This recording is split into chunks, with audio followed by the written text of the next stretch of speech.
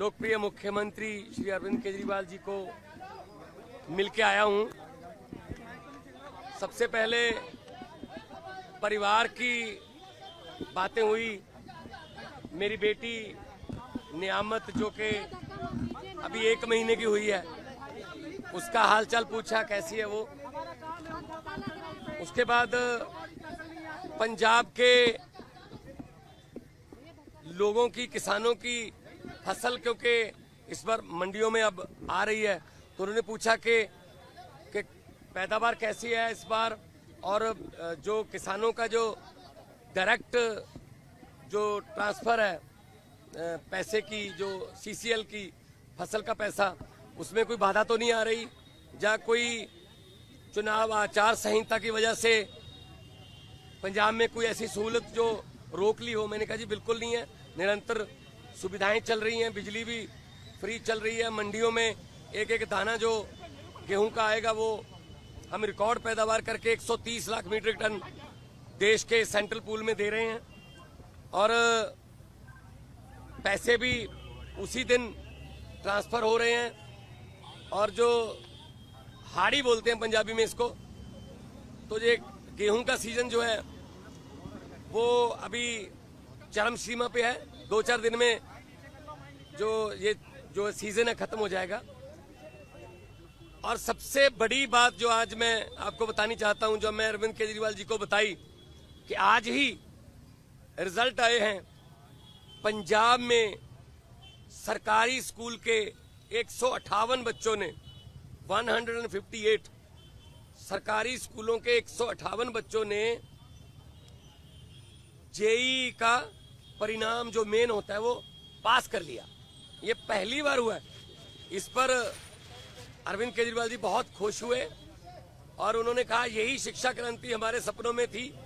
उन्होंने कहा कि मेरी तरफ से सभी सरकारी अध्यापकों को और जो 158 बच्चे जिन्होंने जेईई क्लियर किया, उनके माता पिता को, उनके पेरेंट्स को मेरी तरफ से बधाई देना। तो ये पहली बार हुआ है कि सरकारी स्कूलों के बच्चों ने जेईई का परिणाम क्लियर किया, और ये हमारा सपना सच होने वाली बात है।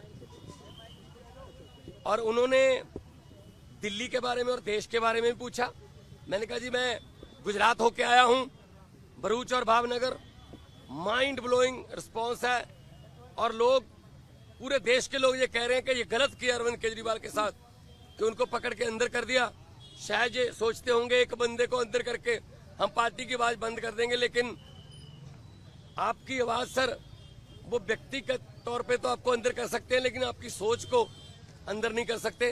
तो हम असम में भी गया, उन्होंने मुझे कहा कि दिल्ली भी आना, और दिल्ली के जो प्रचारक हैं उनको पंजाब में भी लेके जाना है, और कहीं भी इंडिया गठबंधन का कोई, हमारा पार्टी का कोई नेता, अगर वो असम हो, चाहे वो गुजरात हो, चाहे वो महाराष्ट्र हो, चाहे वो यूपी हो, बिहार हो, यहीं भी वो बुलाएं, हमने जाना है।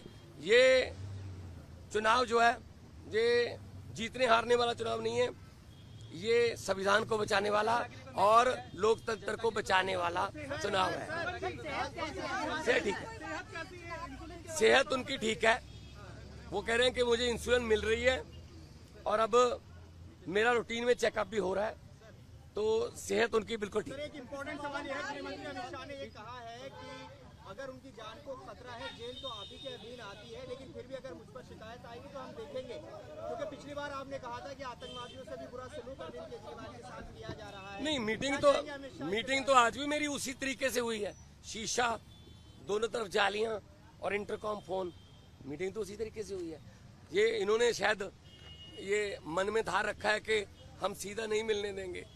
ये इनकी मर्जी हो सकती है, या इनकी नफरत की इंतहा हो सकती है, लेकिन इतना मैं बताना चाहता हूं कि अरविंद केजरीवाल जी की जो सोच है, अरविंद केजरीवाल जी ने जो अंदर से मुझे संदेश दिया वो यही दिया कि लोगों को ये बता देना मेरी फिक्र मत करना, लेकिन वोट जरूर डालना, और लोकतंत्र और संविधान को बचाने के लिए वोट डालना।